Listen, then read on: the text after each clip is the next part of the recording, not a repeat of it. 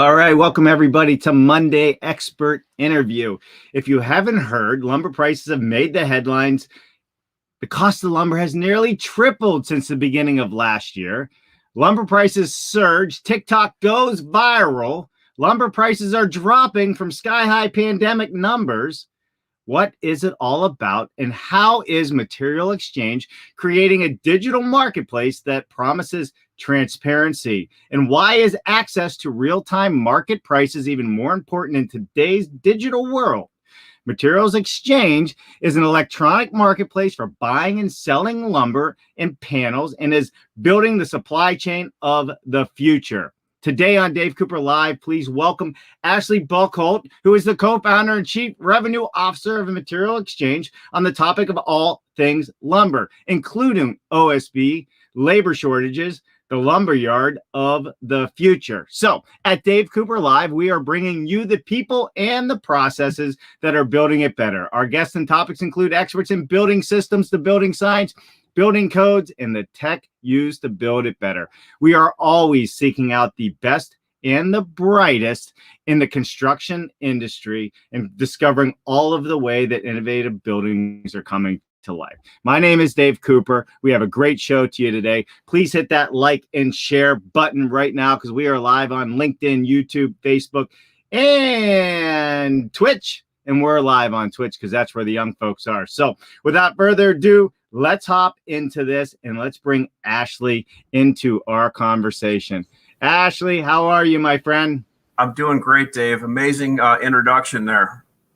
Well, thank you. I've done it once or twice, yes, so I feel like I'm getting a feel for this whole live streaming thing. You're doing great. Well, listen, Ashley, you and I have met about a year and a half ago when you first started Material Exchange. We had some conversations about, what you're doing and what your thoughts were and where the industry is going. So we're going to jump into, the history of how this all came about. We're going to jump into your history, which has a long lineal family history in the lumber business. So this isn't just some smart IT financial guy that came up with this. You've been in this industry for a long time and understand it. But first, we want to know everything about you from the moment you were born to this very moment in time. Do not leave out any of the good stuff from the hospital, or Jennifer is going to call your wife and your mother, and we will get the real deal, and we're going to bring them both on this show to talk about you. Go for it. You bet. So we'll start out, they say you get into this industry two ways, Dave. You either get into it on accident or you're born into it. Fortunately, I was born into it. Grew up in a small family lumber yard in northern Illinois, yard called Long Lake Lumber Company. Have worked my whole life before I got out of college to get away from the lumber business. Ended up going to a small school, worked at my dad's lumber yard, went to a school called Truman State University in Kirksville, Missouri, and I wanted to be a farmer, right? I thought it would be the best thing to be a farmer. I went for an agricultural business major. All my friends were farmers until I went home and worked with them and their farms and with their livestock, and then I wanted nothing to do with it. So came home, started out at the Board of Trade, working in the grain pits, learning about the trading aspect of commodities. While I was doing that, I was going back and forth working for my father, then got into working for a wholesale lumber distributor called Block Lumber Company. And if you don't know anything about Block Lumber Company, Ted Block, who founded Block Lumber Company, excellent man, mentor of mine, miss the guy. He started or was one of the authors of the CME Lumber Futures contract in 1969 when it was launched. So I kind of cut my teeth, so to speak, at a wholesale lumber company. I first grew up on a retail side, and we had a small retail yard that most of the stuff went out on a pickup truck. We built we built trusses, but we built them on the floor of a building with gusset plates out of plywood. That's how old it was, old school it was. Went to work at Block Lumber, like I said, learned about the trading side of things and reloading and distributing. And started out, I always say, making coffee there to finally being the vice president of sales and learning all about risk management.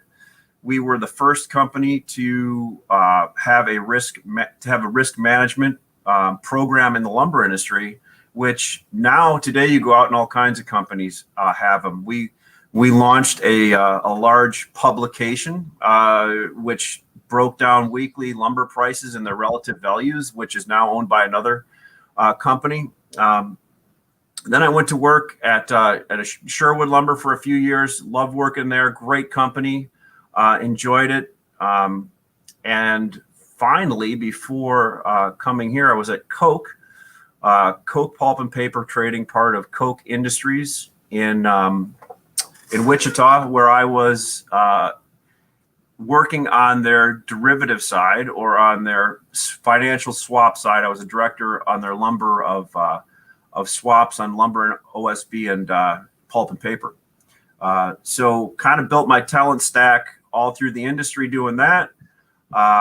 And Mike Wisniewski, the founder, had the idea of this, and we're good friends. We live together. And funny story about Mike, when we first worked at Block Lumber together, we were out buying a TV one day, and we walked into Best Buy, and the TV was for sale as a floor model. And I watched Mike negotiate it down from $400 down to $250. So I knew I liked this guy. So we lived together for a long time, worked together, and then he took off and traded digital markets all over the world, and kind of got this idea. And we just kept talking, and finally I loved what I was doing at Coke, but decided, you know what, you only have a few shots in life to change industries forever. Right. And this was one that I took a shot at. Well, listen, take a shot at it. You're taking a big shot at it, because nobody else is doing it. And I think that's, says a lot. So, all right. So from your history, you haven't spent much time in the lumber industry. All right. We got all that. But you really do have a tenured life in this industry. And, the more and more people that I run across in this industry, it's funny how your family's paths and their paths have crossed through the generations of lumber builders, truss manufacturers, suppliers. Sure. It's really intertwined. So here this has been happening. You come from a family that has brought innovation and change to the industry before in different ways. Yes. So you and Mike get together and you say, listen, let's stop the nonsense of all the third party resale. How do we go direct? Well, how do we bring this to the market? Like what made this idea come to fruition? Yeah. And, I'll highlight a little bit more about why the idea came to fruition. So Chicago is a hub for fintech, which is financial technology, right?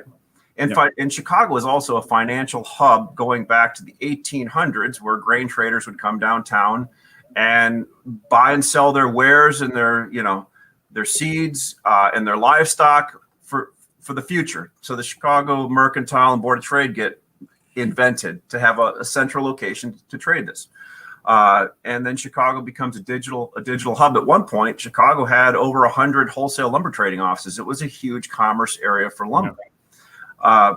So the reason we start doing this is the floors. If you remember Trading Places and all those movies where everybody's on the pits yelling and screaming and buying and selling, right? There was 10,000 people down here in green, white, yellow, orange, blue jackets, roaming the streets, roaming the pits. It was a vibrant, unbelievable experience to work at, where price was discovered, where there was global commerce done, and all of a sudden technology comes in. Right. And I think the last pit in the floor closed a few months ago. So you take this market, which was human, and you added the financial technology to it. Right. And the need for the human contact is still there in some respects, but the price discovery part of that isn't.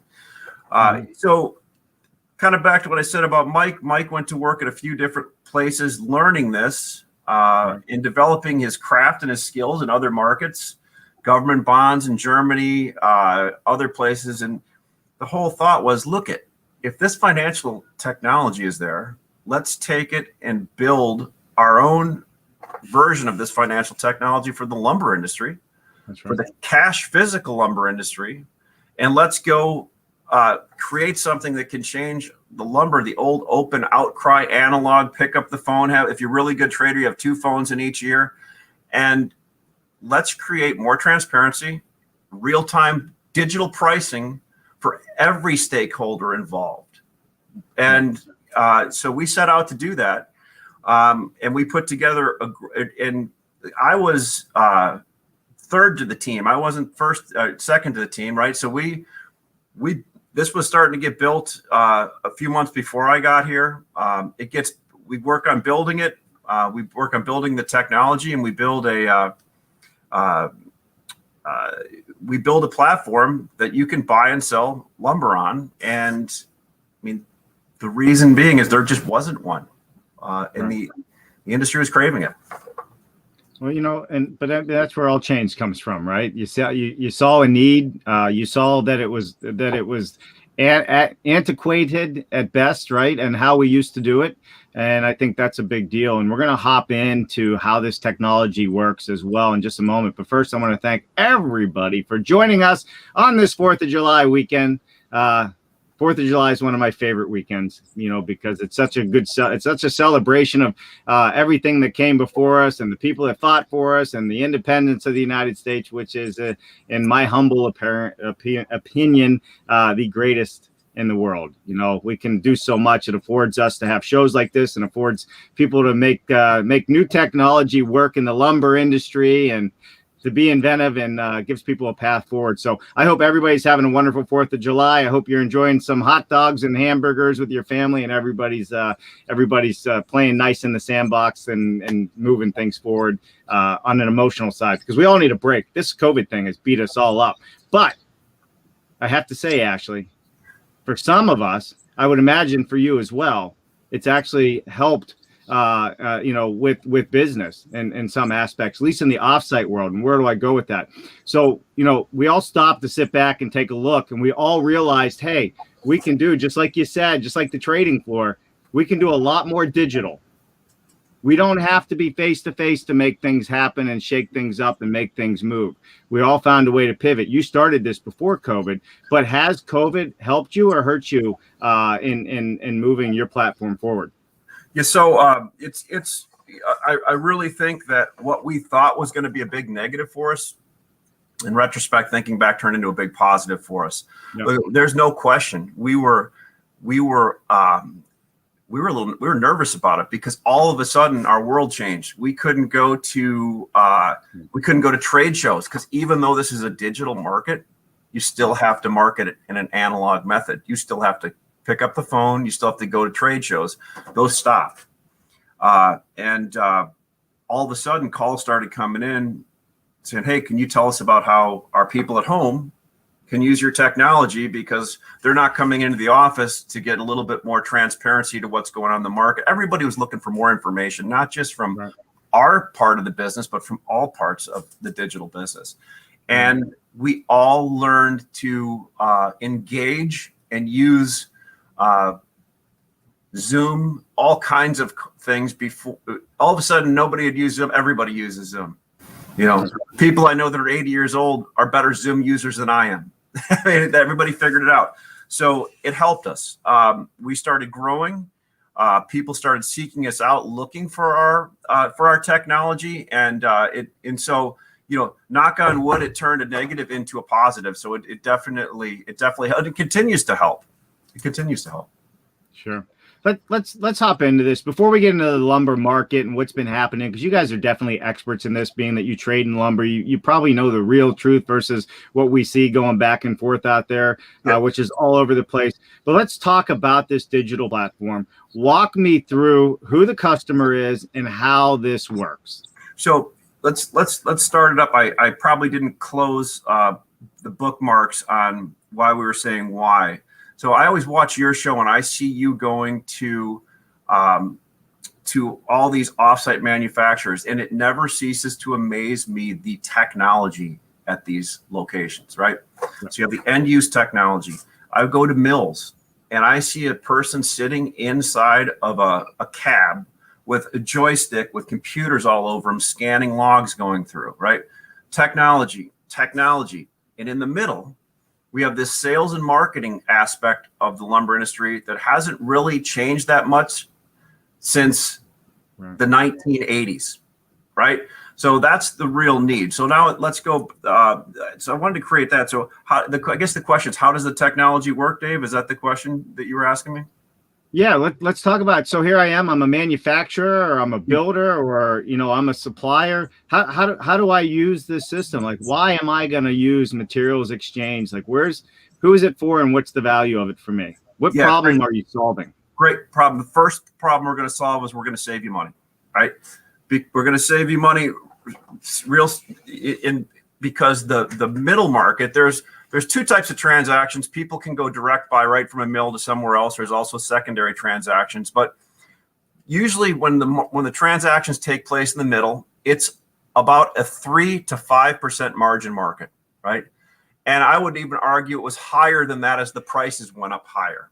People just have to make money in the middle, right? So we think that this mitigates that through arbitrage, and it takes that out, so you'll save money. But secondly, we're going to give you edge. If you don't know what edge is in the trading world, it's the ability to know something before somebody else does, and then create a strategy for how to react to how you want to use that edge in your business to do something, right? Before that edge, people were giving it to other people and paying for and it was costing them, right? We just feel that people should have the ability to have that edge internally. So if you're an offsite manufacturer who currently either buys direct or buys from somebody else in the middle, which I grew up in the middle. I have all the respect for the people in the middle, but you physically don't have enough time in the day to talk to everybody. A digital market allows you to digitally get information from everybody. It creates a digital web, right? No different than when we go on and I buy a bag of dog food. I can get the 25 prices from 25 different people who are going to drop it off on my front door. I may still go uptown to the person at the dog food store, but I certainly have the information now to know what its real value is, right? So anybody sitting, first of all, I want to let people know that you can have this power at your fingertips with materials exchange to look at the pricing every day, whether you buy or not on our exchange or sell on our exchange. You can still come in and look at it every day once you sign up. So I want to know they'll first save money, and two, they're going to get an edge through having information. Those are the two main things that we do. Right. So saving money, I mean, that's what business is all about, right? Yes. Save money and put more profit into most of the businesses that are out there. So who is the customer? So you have a manufacturer that can buy direct. What if I'm a builder or developer? Can I buy direct? Is there a limit to how much I have to buy? Like, kind of walk us through how that works. No, I'm glad you asked that question because it's one that we get a lot. So you've got the supply chain. You've got a mill on one end, and you've got an ultimate end use customer on the other end, and then everybody in between. Right now, depending on the size, it can bounce through that chain either direct or it can bounce through 2-3 times.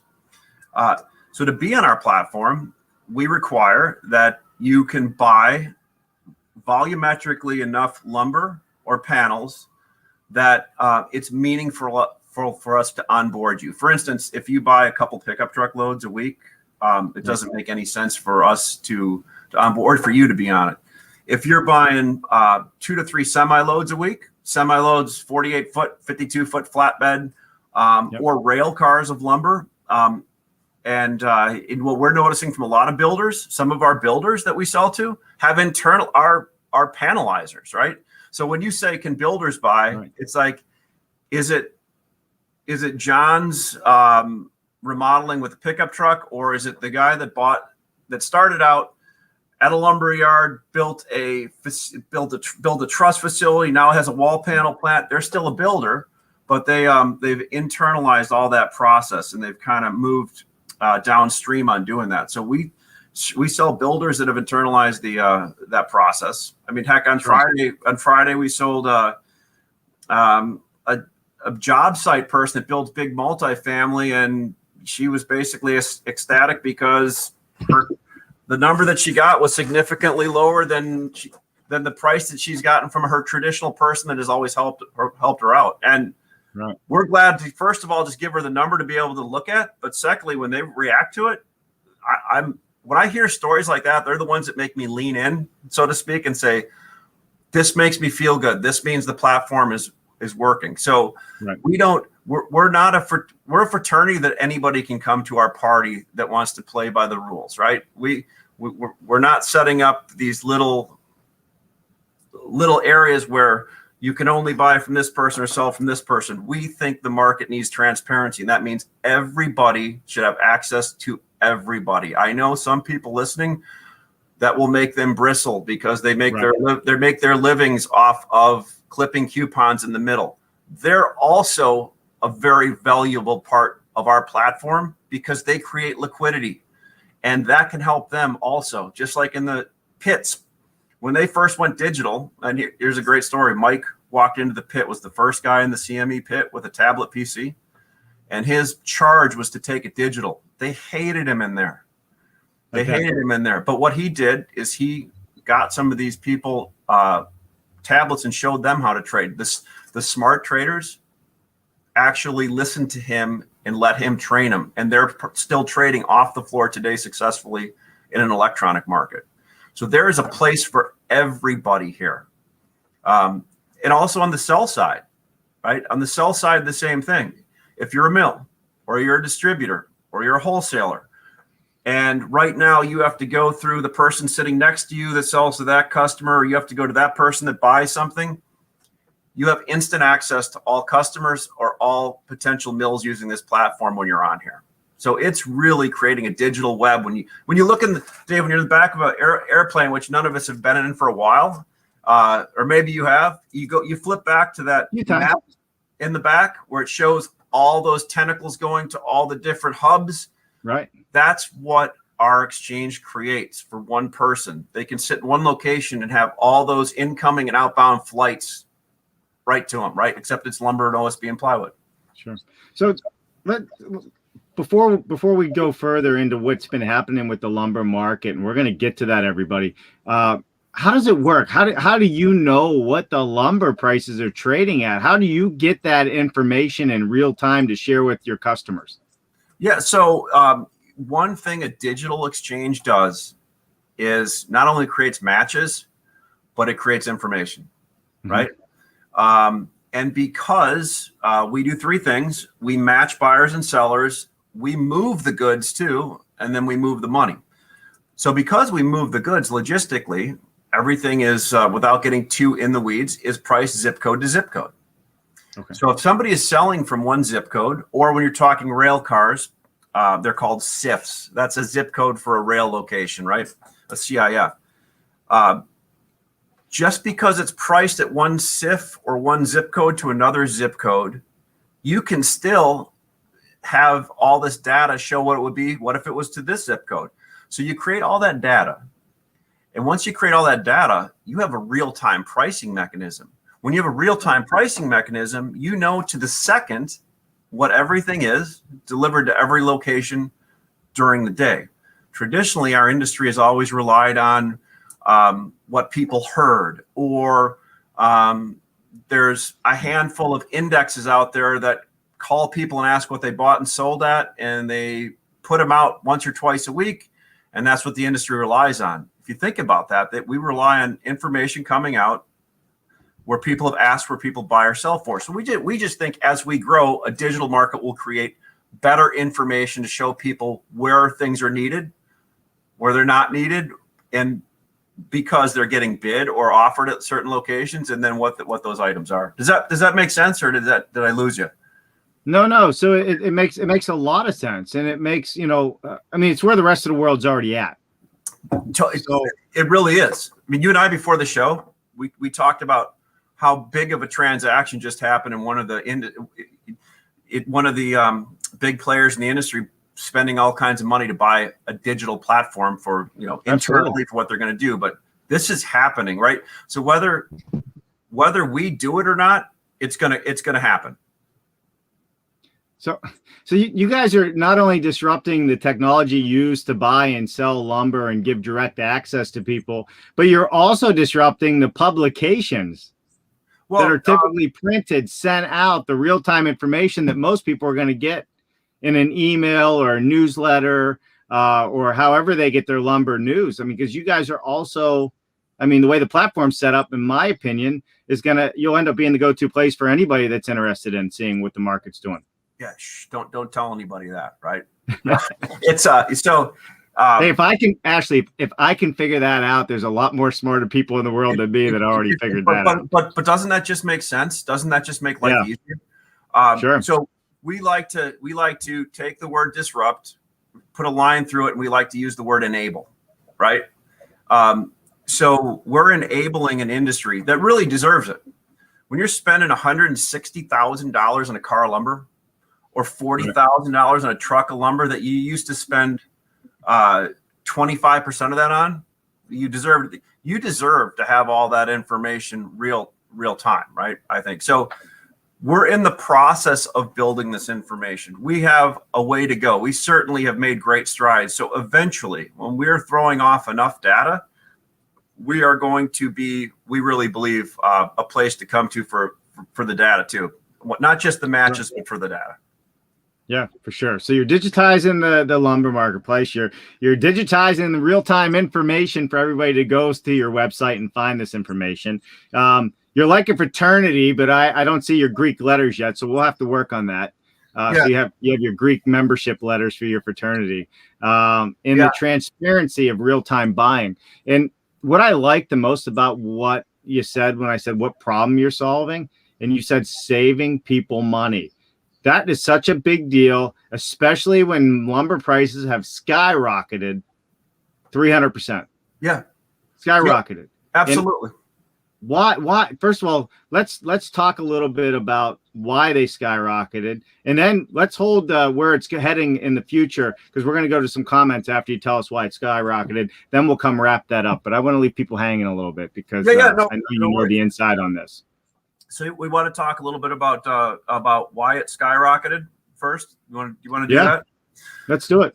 Yeah. So it's interesting, human nature and all that. We're sitting back in March 2020, and everybody's panicking because of this virus coming over. And when I was at my last company, the first thing we noticed is freight stopped shipping from China. And that was a big precursor, right? So the supply chain is starting to get disrupted. Nobody knew it would be short-term, long-term. So we get toward the end of March, they start shutting things down, travel and so forth. Building industry panics. They think that there's never going to be another home built. There's never going to be anything done. And they start slowing down production, not only because they were working, and we were just starting to ramp up too, if you remember, but they start slowing down, not adding. And there are also COVID protocols put into these. So some mills had no choices in some places, right? They just were careful. So you have supply kind of falling down. At the same time, guess what happens? Everybody's at home starting to look at their four walls thinking, I need another office here. I need to take my basement, stud it out, put a bathroom down there. I want a deck in the back of my house. You start all of a sudden have the repair and remodel market start pulling more. At the same time, nobody's seeing this yet. Well, some people see it. Some people, they're probably in the larger boxes, probably saw that. So you have repair and remodel start pulling, and at the same time, people are still panicking. Next, you have cities where there were some disruptions for whatever reason. We don't have to get into that, but people decided that, you know what? We've always wanted to have a single family house, and probably right now is a great time to make an exodus from this urban area to more of a rural or a suburb. Shoot, my neighborhood, we hadn't seen it forever, and I can tell you my neighborhood's turned over already, a whole bunch of different people. So we're in the first quarter. Demand is pulling. All of a sudden, everybody wakes up and realizes, my gosh, new home sales, existing home sales, starts, all that is going like this, and it should. Why is this happening? Well, now there's a scramble to buy inventory, right? And it's like trying to put 80 pounds into a 40-pound bag. You just can't do it. And people panic and the market goes up. Mills were having a hard time catching up. People start adding to contracts. The offsite builders, their customers start coming to them and saying, I need you to lock me in for the next 6 months because I have business sold. And the market goes and probably went higher. I know it went higher than my expectations ever were. It was unbelievable. Volatility is unbelievable. We go up and make a high that, look at, you couldn't, lumber would make the news on CNBC or the Wall Street Journal once a year, maybe, right, in my history. Now it's on 3 or 4 times a day. Everybody's looking at lumber. So that's what makes it go up. All kinds of, and I will add to this, what I also think, consolidation. Smaller independent buyers that have always done their own buying are getting gobbled up and bought by these larger companies. And these larger companies have all of this, let's just call it big money. So they can afford to build bigger inventories, right? And do that. So you have all that kind of stuff. We end up at a big number. That's how we got up there. That's how we got up. And we're going to talk about where the market's going to go. We're going to go first and say hello to a few people. When we come back, there's a couple things we're going to talk about, Ashley. One, I want to talk about workforce development and how this is going to help the next generation excited to enter our industry, which is super important. And I also want to talk about the international markets and how our market is affecting the international markets when we come back. And then we'll wrap up on what Ashley Buchholz, one of the senior professionals, been in the industry a long time, sees as the future of where the lumber is going to be going. So it'll be a lot of fun having that conversation. But first, let's say hi to a few people that's out there.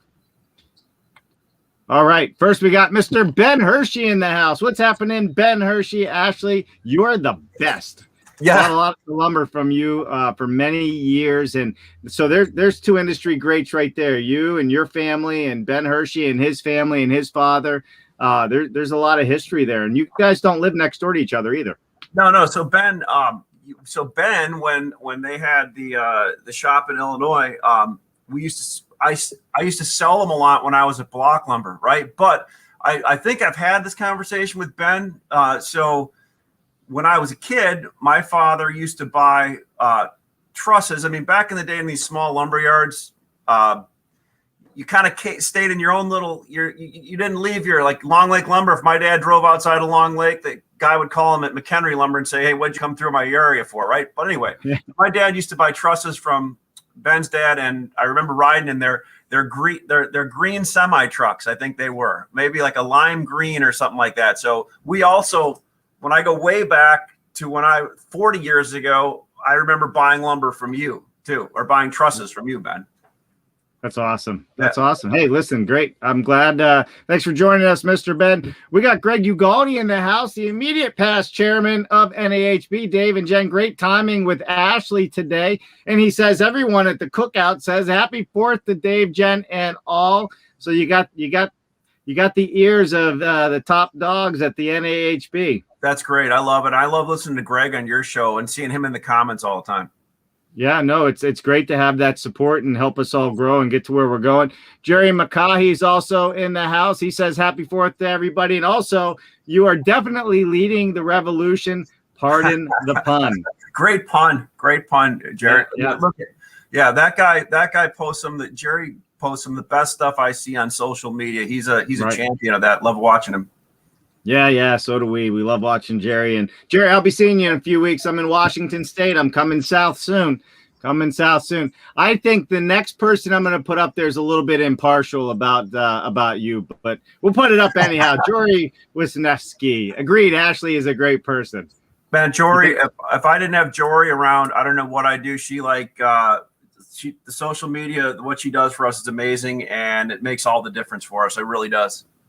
Wow. I appreciate Jory. Thank you for the comments all the way over in the UK. I don't know if you know Andrew Wilkinson, but they own manufacturing all over the place. Good evening, Dave, Jen, and Ashley from UK. Hope you enjoyed the 4th celebrations. Absolutely. Hey, Andrew. Good to have you. Gilbert Meyer, all the way from Honduras. Hope everybody had a great 4th. So good to see you, Gilbert. Thank you for joining us today. Love it. And Kirk Miller says, great info, Ash. Is that the nickname, Ash? Is that what we're going with? Ash is fine. I've been, that's perfect. Yeah, I've known Kirk forever. Great person. Love talking to Kirk. Andrew Wilkinson says, when are you setting up in Europe? Stay tuned, Andrew. So we're bringing a lot of, we're actually doing a lot of European lumber here in along the coast, as you know, from a lot of people. But we have, and we need to really focus on being successful in this area first. But we have been getting inundated with people from Europe asking us when we're going to be over there, and that's all I can really say on that one right now. Perfect. So let's talk about that. That was a great segue into the European markets. You know, let's talk about that and the recent headlights and what's happening with lumber, you know, at the White House and what have you. So sure.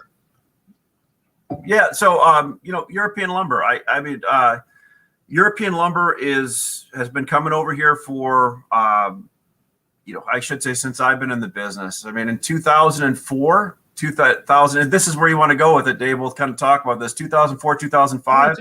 I think we had 4.5 billion board feet of lumber come from Europe. And all of a sudden, when the market kind of rolled over in 2008, 9, and 10, it disappeared, right? Because when lumber was trading at $300 a thousand, it made no sense for Europeans to bring their wood over here.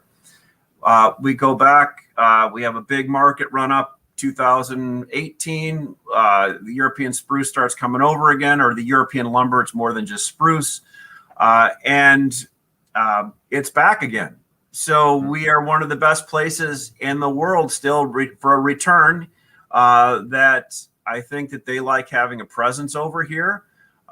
They're very efficient the way they run things in Europe, and they can flex pretty quickly to ship wherever they need to in the world. But I believe that they're going to be a presence over here and stay here for quite a while.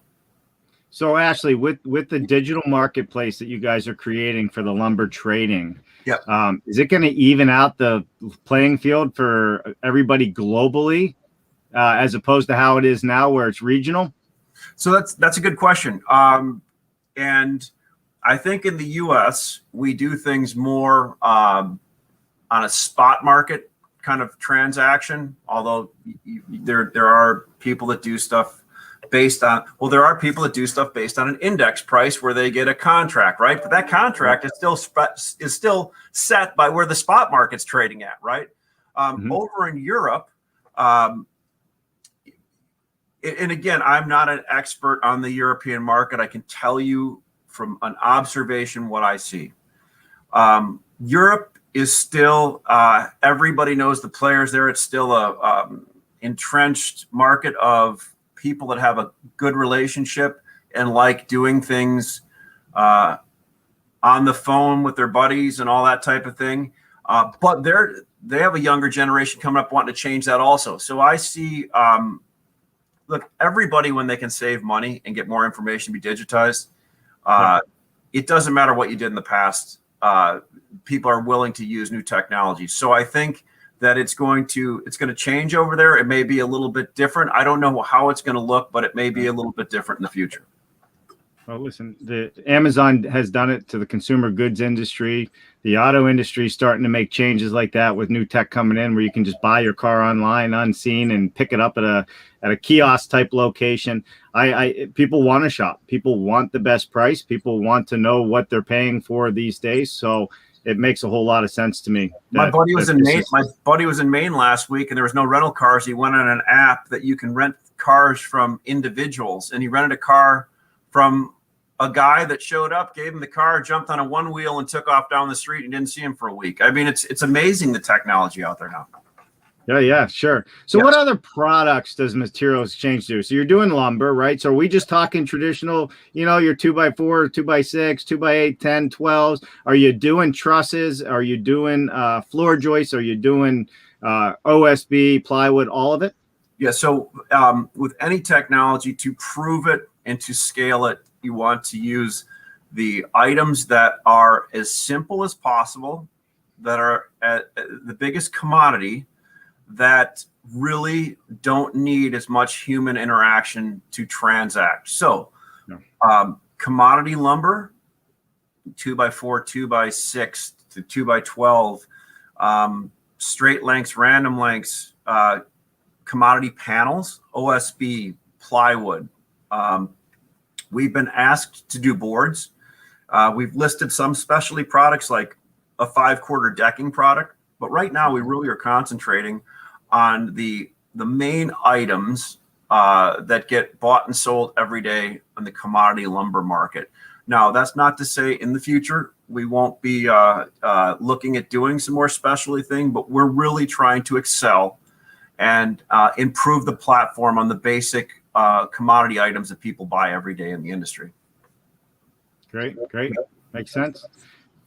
Where are we going with this, with workforce development, the youth? What are you seeing from your team and from your growth and the people you're talking to? How is this changing the way the younger generation is looking at our industry? And are you seeing any change in that yet, or is it still too early? I'll tell you an exact story. So we have a user in Indiana, and I was on the phone with him the other day, and he said, "Hey, I was talking to some people that were calling asking about you." And they said, "How much do you use Materials Exchange?" And he goes, "I use it about 15% of the time right now." But he goes, "I see that changing." And they go, "Well, how do you see that changing?" He goes, "As people retire and new people come up through our business," he goes, "I could see it the exact opposite. We're using 85%. He goes, "But I'm using the technology to recruit." He's saying, "I'm not just in this." He goes, "We're not just an old industry anymore. We have tools like Materials Exchange. So we're using it to recruit," which, I love it. Obviously, I'm telling this story now because I was talking to a user that told me how he's using my platform, and it ended up being a great soundbite or for me, because the feedback I get like that. Younger generation gets on it, and I'm like, "Okay, look, I'm going to show you how to use it." And they're like, "We already have it figured out." This is before I even give them a demo, right? So there's a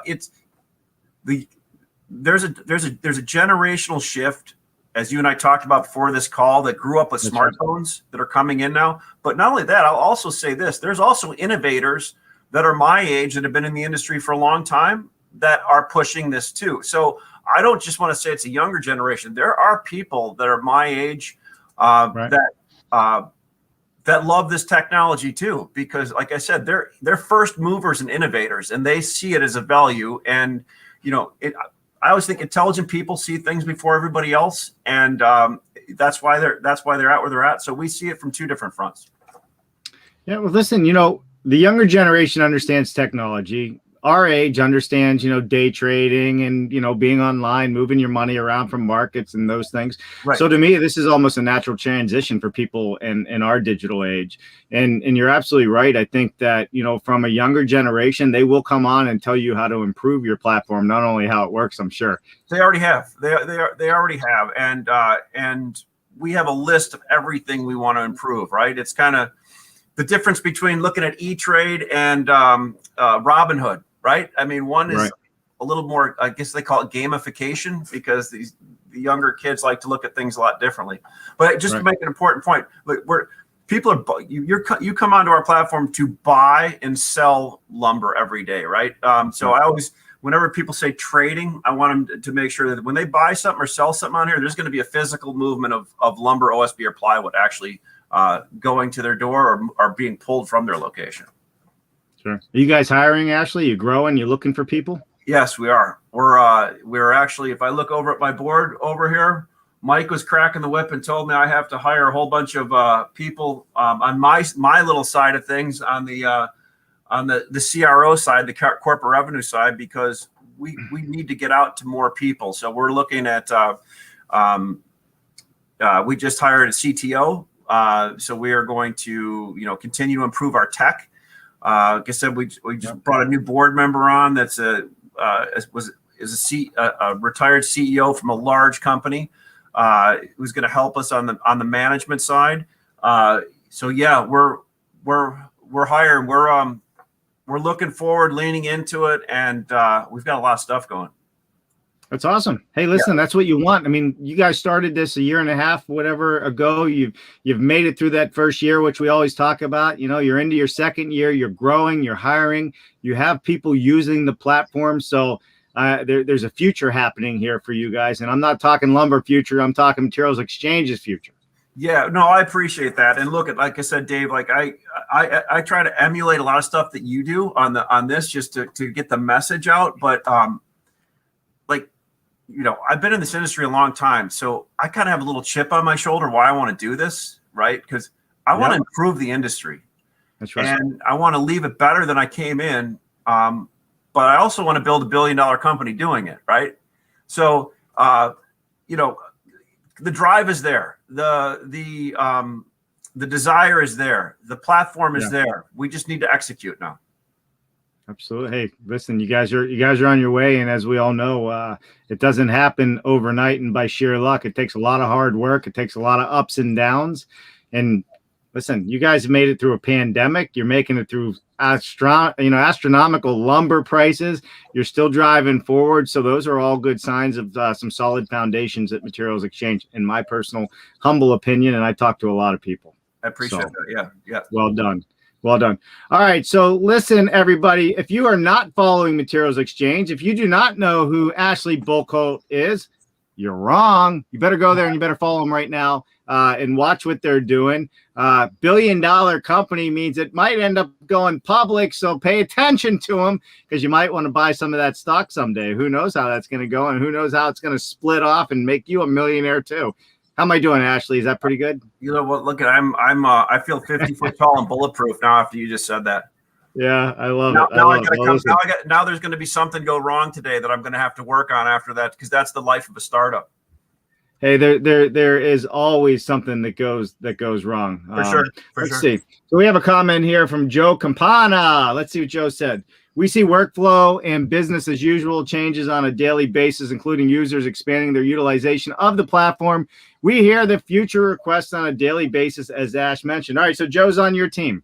Joe, so look at Joe was the second guy into this company. Joe is like one of the most committed guys in the group, and Joe and I work on a daily basis because Joe is really working between software development and listening to what I say comes back from people like, hey, Joe, we need another Hooter thought on the sushi slicer, right? And he can then take that and give that information to our programmers and figure it out, right? So Joe's on the front line. And like I said, we have people coming to us all the day asking us for new stuff. Love it. Love it. Bob Meyer says exciting times at Material Exchange. Absolutely. Thank you, Bob. Yep. All right. Well, listen, Ashley, awesome having you on the show today. We're looking forward to seeing where you guys go and take the market. Change is on us, not only just in your world, but in the building industry in general. There's change happening all across the country and the world. So I think the timing is right for everything that's happening. And I think all of this is going to mesh together. And I think our worlds are going to keep colliding where we are. Yes, for sure. For sure. You have your normal show. You have a show on Thursday. Why don't you plug your show Thursday? What is it? Yeah, so Wednesday we do This Week in Lumber. There's two people on it, Matt Beamer from Hampton Lumber and Greg Riley from Sitka. And we really just kick around the table what we saw, different trends that we've seen, and what we think may or may not happen. On Thursday, Matt Lehman, who has the Lehman Lumber Guide, we sit to kind of break down different species. We look at the different. And what's really great about Matt's is he breaks down the housing packages in different regions, so builders and retail buyers and sellers and everybody can be part of this conversation, and not only see what it means per dollars per thousand, but per piece, right? Because everybody looks at things different. We're trying to make the language barrier of talking dollars per thousand and per piece come together, so everybody's talking the same language. Perfect. Love it. Love it. Love it. Dana Spain joined us today, just so you know as well. Just if you didn't see that comment, go up there. I am looking over here because, Ashley, we always ask, what is your one thing? So tell us, what is your one thing that you want to leave us with today? And then after that, we're going to talk about the upcoming shows we have and wrap it up with Ashley. Go ahead, Ashley. So my one thing, and I always read the guy, I think he wrote a book, Loser Think, and How to Fail at Everything and Still Succeed, is build your talent stack. if you don't know what building your talent stack means, it means don't just be happy with what you've learned and slide through life doing that.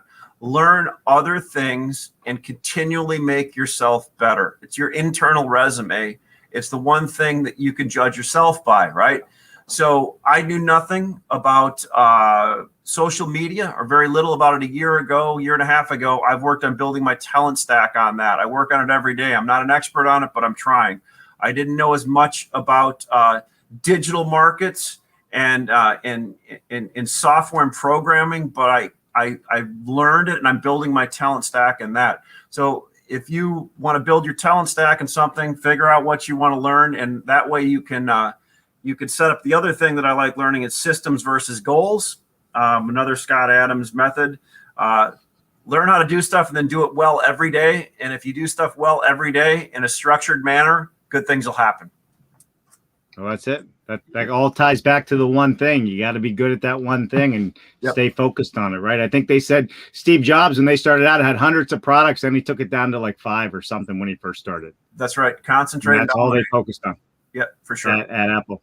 All right, Ashley, don't go anywhere. Stay right there. All right, listen, everybody. Let's talk about what we have coming up, because tomorrow we are live on location at Lowe's Truss Factory, and we are going to be talking to a third-generation BJ Lowe's owner of this manufacturing facility, and they are looking to take it to the next level, take it into the future, and not do things the same way we've always done it. So this is going to be an inspiring conversation. It's going to be someone like Ashley, who has been in this industry for a long, long time, and said, heck, we can be better than what we already are, and we are going to drive it into the future. So be sure to tune in tomorrow for our special show live on location at Lowe's Truss Manufacturing here in Washington State. That is right, Washington State, 1 p.m. Eastern. July 7th, we have Lisa Render on Spray Our Foam. That's right, Spray Our Foam. They have come up with a new product and a new process to put spray foam in at the manufacturing plant with the touch of a button. So definitely want to tune in for that this Wednesday at 1 p.m. And then following Wednesday, of course, we have our BS Friday with Mark Bare Naked Willie. We have our Saturday Coffee with Dave, as always. And man, it's early now. It's 6 a.m. Pacific time. Did not think that one through when I started Coffee with Dave on the East Coast, but that's all right. We got to give our love to the Pacific Coast folks as well. Monday, July 12th. Paul Doherty is on the show. If you do not know Paul, he is from the Digit Group. He is a mover and a shaker. He works with governments all around the world, to include our own White House presidents, on the future technology of cities. That's right. Where are we headed in the future? You do not want to miss this conversation with Paul, because I think you will learn a whole lot. And in fact, his mind is so full of stuff, you may just want this show to last forever. I said. And moving forward from that, Wednesday, and I don't have a banner for Wednesday, but we have Mandy Kerr back on, who is the head of the Hemp Global Association. That's right, head of the Hemp Global Association. We're going to be talking more about hempiculture and hempcrete and hemp insulation. That's right. We're going to have somebody on that's doing hemp insulation this Wednesday. Our list goes on and on and on, but that's it for today. Ashley, listen, man, this has been a great day.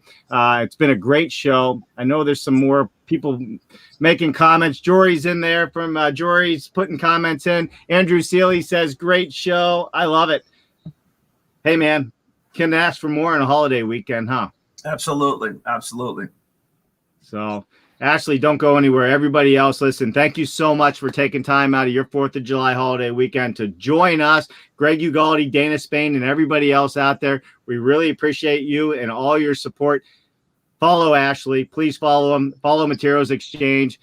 Look at what they're doing. If you want to save money, and I know there's a lot of manufacturers that follow us out there, it doesn't hurt to pay attention to what they're doing. It might just change how you do your business as well. Ashley, thank you so much. We'll come back to you after the outro. Everybody else out there, please have a wonderful and safe 4th of July and enjoy your family. My name's Dave Cooper, davecooper.live. Bye now.